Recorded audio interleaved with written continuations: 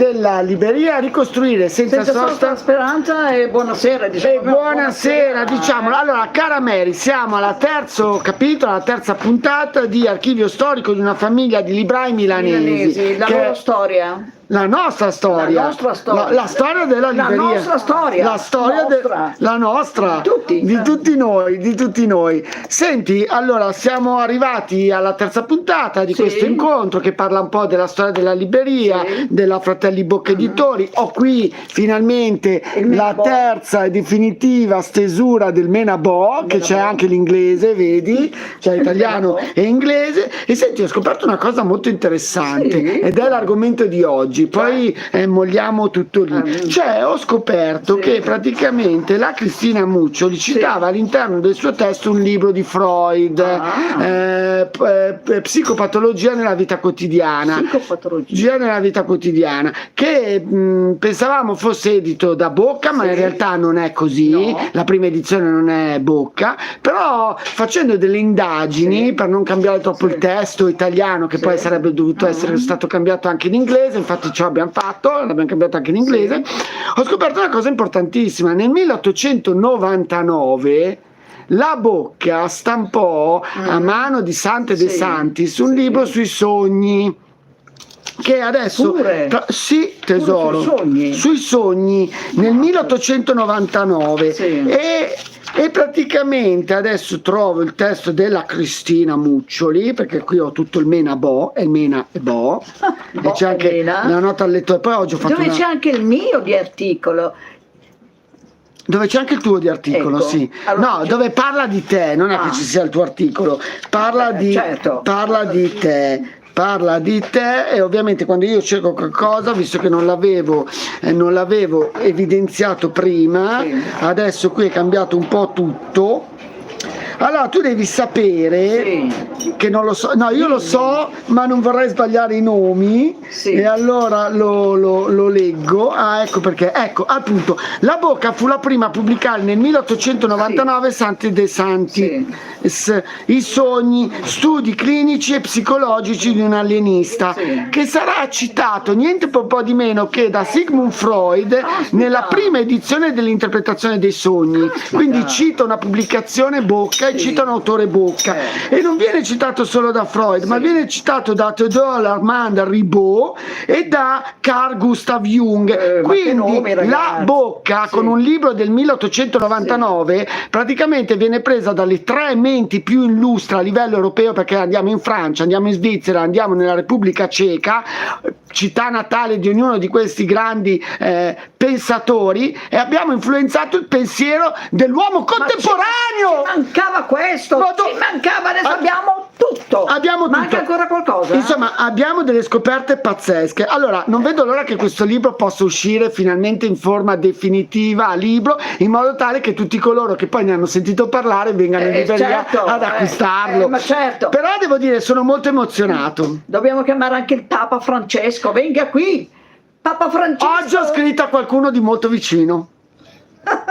Certo. Oggi ho scritto a qualcuno di molto vicino, vediamo cosa mi risponderà, perché l'idea è quella di donare una copia. Certo, ho scritto a qualcuno di molto vicino. Tra l'altro ne parlavamo. Voleva Papa Benedetto, lui era una mente fina in queste cose. Vabbè, tanto comunque qui fortunatamente è un libro prevalentemente di immagini, poi c'è la storia raccontata da me, da mio padre, da Cristina Muccioli, c'è anche una nota al lettore, la copertina dell'Anna Laura Cantone, le traduzioni che ringrazio tantissimo, della Rosalinda Polato, l'impaginato e grafica di Donatella Bertoletti. Ma ci manca una cosa importante. È dedicata anche alla famiglia Lodetti. Monique, c'è anche la Monique. Che è Monique? È mia sorella Monica. Mary. È Monique. Sei ubriaca però, tu la chiami sempre Monica. È Monique, mia sorella. Poi ci sei te, c'è il ringraziamento anche a te. Insomma, veramente, dai, poi ne troveremo delle belle. Deve esserci un articolo tuo su di me. Ho conosciuto la Mary l'ho chiamata e è arrivata. Per dire, no, vai. Senti, io devo ringraziare tantissimo anche tutti gli archivi storici, certo, sia di Stato che gli archivi storici, certo. e soprattutto l'archivio di Stato di Torino, perché mi ha dato delle segnalazioni molto importanti e mi ha messo in contatto con altri archivi di cui sto ovviamente aspettando risposta. Beh, tutti insieme è stato fatto un lavorone enorme, però il principale interprete io direi che è il signor Georgette Destro. Ma c'è scritto, ho scritto coordinamento, ricerca, conservazione, catalogazione dell'archivio. Georgette. Hai messo Georgette? Hai messo Va bene, ho messo ormai è diventato il simbolo Georgette. Mary, compare anche te, Maria Teresa D'Amico, Mary per sempre. Mary per sempre, Mary per sempre appartiene al Georgette ormai.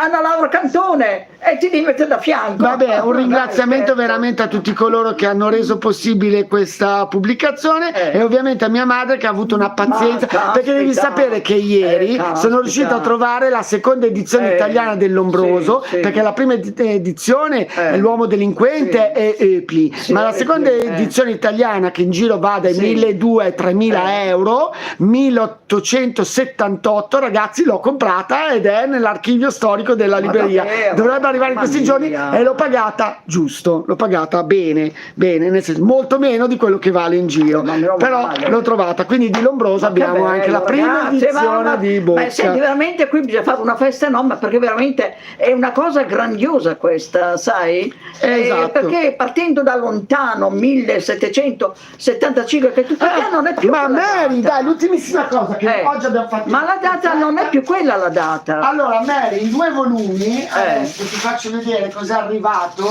dalla Cina, dalla Cina. Poi non andavano mica il Covid quei libri. No tesoro, non importa. Allora signore e signori, dalla Cina è arrivato un libro importantissimo nelle edizioni Bocca, nella biblioteca di scienze moderne, Natucci, il concetto di numero e le sue estensioni, con oltre 700 note bibliografiche di libri di numero. Allora questo libro adesso te il disi, perché la cosa bella, è arrivato giovedì scorso mentre io ero in viaggio per andare verso Marrakesh. 700 a Marrakesh? Così, da un amico. Allora, pensavo a portare Alpinolo Natucci, che scrive: dedico ai miei genitori che non senza grave sacrificio vollero darmi un'istruzione superiore, questo libro frutto di lungo studio sia dedicato. È considerato uno dei principali libri pubblicati sull'argomento. È arrivato giovedì 2023, il libro è stato stampato a Torino nel 1923 dalla Fratelli Bocca e ritorna dopo un secolo e ha i timbri cinesi. Ma guarda, è un segno del destino. Guarda, dentro ci sono i segni cinesi ed era praticamente fantastico. 100 anni. 100 anni e ritorna a casa. Hai visto il 23? Chissà cosa hanno visto questi 2 libri editi da Bocca. Chissà che cosa hanno visto. Pazzesco. E con questo oggi chiudiamo. Un momento.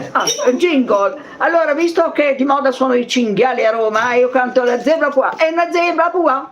È una vecchia novità per le strade della città. È una zebra pua. Beh, che c'è? Apua, apua, apua, apua. Allora, ricordiamo, questa è la copertina in piano del volume Archivio storico di una famiglia di librai milanesi, ovviamente testo italiano e inglese. Ringraziamo la Ross per il suo inglese straordinario e una buona serata a tutti. Buona serata a tutti. Ciao. Bocca.